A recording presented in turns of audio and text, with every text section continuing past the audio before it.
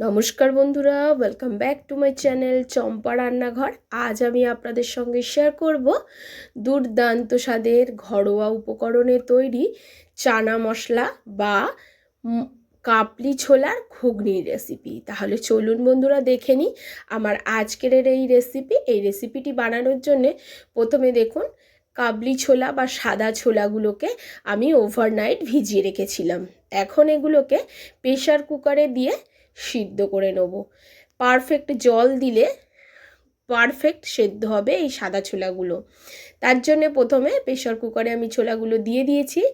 ঠিক যতটা ছোলা আছে ততটাই দিয়েছি আমি জল। জলটা কিন্তু খুব বেশি দেবেন না, তাহলে কিন্তু একদম প্রপার সিদ্ধ হবে না। এবারে এর মধ্যে দিয়ে দিচ্ছি একটু পরিমাণ মতো লবণ। অল্প লবণ দিয়ে ঢাকা চাপা দিয়ে আমি প্রথমে এই কাবলি ছোলাগুলোকে সিদ্ধ করে নেব। আমি এখানে 4টে প্রেশার কুকারের সিটি দিয়েছিলাম, তাতেই কিন্তু প্রপার সেদ্ধ হয়ে গেছে। আর ছোলাটা সেদ্ধ হবে, উপর দিয়ে শক্ত থাকবে, কিন্তু হাত দিয়ে টিপলে গলে যাবে। এই রকম সিদ্ধ হতে হবে। প্রেশার কুকারটাকে সরিয়ে রেখে কড়া বসিয়ে দিয়েছি। কড়ার মধ্যে দিয়ে দিয়েছি সর্ষের তেল। সর্ষের তেলটা গরম হলে দিয়ে দেবো গোটা জিরে, গোটা গরম মশলা, 2টো শুকনো লঙ্কার, 1টা তেজপাতা ফোড়নে। প্লিজ বন্ধুরা প্রথম থেকে শেষ পর্যন্ত ভিডিওটি দেখবেন। ভিডিওটি কিন্তু বেশ সহজ সরলভাবে আমি তৈরি করেছি। রাতে রুটি, লুচি, পরোটা এই রকমভাবে ঘুগনি মানে সাদা ছোলা বা কাবলি ছোলার ঘুগনি রান্না করে খেয়ে দেখবেন, ভীষণই টেস্টি লাগে। এবারে বন্ধুরা খুব ভালো করে যখন ফোড়নটা ভাজা ভাজা হবে, বেশ সুন্দর একটা গন্ধ বেরোবে, তখন এর মধ্যে দিয়ে দিচ্ছি আমি বেশ কিছু পেঁয়াজ কুচি। পেঁয়াজটাকে একদম লালচে করে ভাজতে হবে। আর আপনারা প্রত্যেকটা স্টেপ ঠিকঠাক ফলো করবেন, কি কোন মশলার পর কোন মশলা আমি দিলাম, তবেই কিন্তু যেমন হবে স্বাদে গন্ধে তেমন হবে কালার। দুর্দান্ত স্বাদের তৈরি হয় বন্ধুরা এইভাবে বানালে। পেঁয়াজটাকে একদম লালচে করে ভেজে নিয়েছি। দিয়ে দিচ্ছি বেশ কিছু টমেটো কুচি। টমেটোটাকে একটু পেঁয়াজের মধ্যে নাড়াচাড়া করে নিচ্ছি। পেঁয়াজটা কিন্তু একদম লালচে করে আমি ভেজে নিয়েছি, দেখতেই পাচ্ছেন কতটা পেঁয়াজ ছিল, কতটা কমে গেছে। টমেটোটাকে একটু লালচে করে ভেজে নেব, যাতে টমেটোটা গলে যায়। তার জন্য এর মধ্যে দিয়ে দিচ্ছি পরিমাণ অনুযায়ী লবণ। একেবারে লবণটা আমি দিয়ে দিলাম, পরে আর লবণ ব্যবহার করব না। পরে একটু দেখবো যদি লবণ লাগে সেই সময় দিয়ে দেবো। লবণটাকে দিয়ে একটু নাড়াচাড়া করে দিয়ে দিচ্ছি এর মধ্যে কিছুটা চিনি। এখানেই চিনিটা দিচ্ছি, তাতে কিন্তু সুন্দর একটা কালার আসবে আর স্বাদও হবে দুর্দান্ত। তার জন্যে তেলের মধ্যে চিনিটা দিয়ে দেবেন বন্ধুরা। যখন পেঁয়াজ টমেটো ভাজবেন তখনই কিন্তু এখানে চিনিটা দিয়ে দেবেন।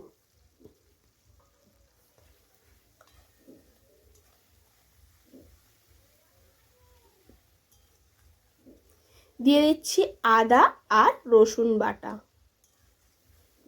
1/2 ইঞ্চি আদা আর 5-6টা রসুন আমি বেটে রেখেছি, সেই বাটাটা আমি দিয়ে দিলাম।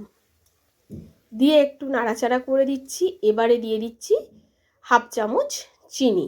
বলেছিলাম তেলের মধ্যে চিনিটা দেবো, ঠিক এই সময় দিয়ে দিলাম চিনি। চিনিটাকে দিয়ে আদা রসুনটাকে খুব ভালো করে কষাতে হবে। লবণও দেওয়া আছে। আদা রসুনটা যত সুন্দর কষা হবে তত সুন্দর কিন্তু এই ঘুগনির টেস্টটা আসবে। এবারে এর মধ্যে ব্যবহার করব কিছু গুঁড়ো মশলা। দেখুন এখন কিন্তু বেশ মশলাগুলো কষে গেছে। আদা রসুন পেঁয়াজ টমেটো বেশ সুন্দর করে কিন্তু কষে গেছে আর সুন্দর একটা কালার এসে গেছে। এখন এর মধ্যে দিয়ে দিচ্ছি 1 চামচ জিরে গুঁড়ো, 1 চামচ ধনিয়া গুঁড়ো, ঝাল লঙ্কার গুঁড়ো 1 চামচ, আর 1/2 চামচ দিয়েছি কাশ্মীরি লঙ্কার গুঁড়ো, আর দিয়ে দিচ্ছি পরিমাণ মতো হলুদ। সমস্ত গুঁড়ো মশলাগুলোকে ঠিক এই সময় দিয়ে একটু আমি কষিয়ে নিচ্ছি। যখন ঠিক এই রকমভাবে মশলাটা কষে যাবে আর দেখুন তেল ছাড়তে শুরু করেছে, বেশ সুন্দরভাবে কিন্তু মশলাটা কষে গেছে, তখন দিয়ে দিচ্ছি এই কাবলি ছোলার সঙ্গে আমি কিছু আলু অ্যাড করছি। তবে আপনারা চাইলে আলুটাকে স্কিপ করতে পারেন। একদম ছোট ছোট সাইজের কেটে নিয়েছি, যেমন কাবলি ছোলার সাইজ হয়েছে তেমনই কিন্তু আলুটাকে কেটে নিয়েছি।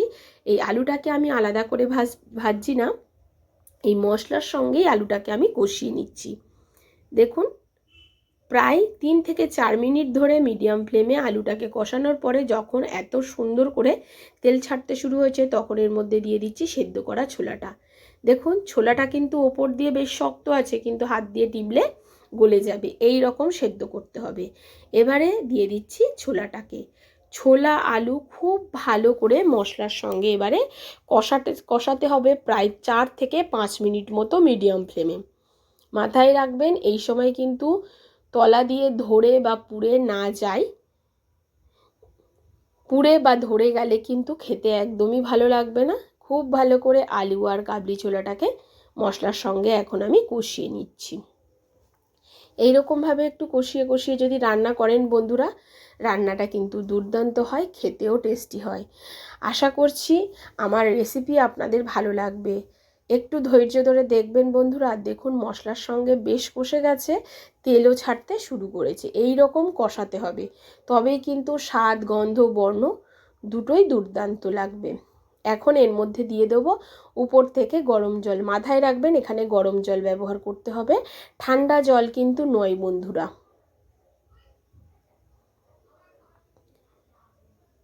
পরিমাণ মতো এবারে গরম জলটা দিয়ে দেবো, তবে জলটা বুঝে দেবেন, কারণ কাবলি ছোলা রান্নার পরেও কিন্তু বেশ জল মানে ঝোলটাকে টেনে নেয়, সেজন্যে পরিমাণ অনুযায়ী একটু বেশি পরিমাণের এখানে জলটা ব্যবহার করবেন, কারণ এটা ফুটবে, এর সঙ্গে আলু আর কাবলি ছোলাটা একটু ফুটবে, তারপরে একটু ঝোলঝোল রাখলে ওটা একেবারেই টেনে নেবে দেখবেন। ঠিক এতটাই জল আমি দিয়ে দিয়েছি, এর থেকে বেশি আর জল দেবো না। এবারে এটাকে ঢাকা চাপা দিয়ে 8 মিনিট মতো রান্না করব মিডিয়াম ফ্লেমে। ঢাকা চাপা দিয়ে 8 মিনিট মতো রান্না করে নিচ্ছি। 8 মিনিট পর ঢাকনাটা আমি খুলে নিচ্ছি, আর এখন দেখুন কতটা সুন্দর কালার এসছে আর বেশ সুন্দর কিন্তু তৈরি হয়ে গেছে। এখন কিন্তু এর মধ্যে আমি গরম মশলা দেব না, যেহেতু আমি গোটা গরম মশলা ফোড়নে দিয়েছিলাম, তাই জন্য আমি এখানে গরম মশলার গুঁড়ো অ্যাড করছি না। তবে আপনারা চাইলে এখানে গরম মশলার গুঁড়োটা অ্যাড করতে পারেন। তবে বন্ধুরা বেশ সুন্দর একটা কাবলি ছোলার গন্ধ বেরোচ্ছে।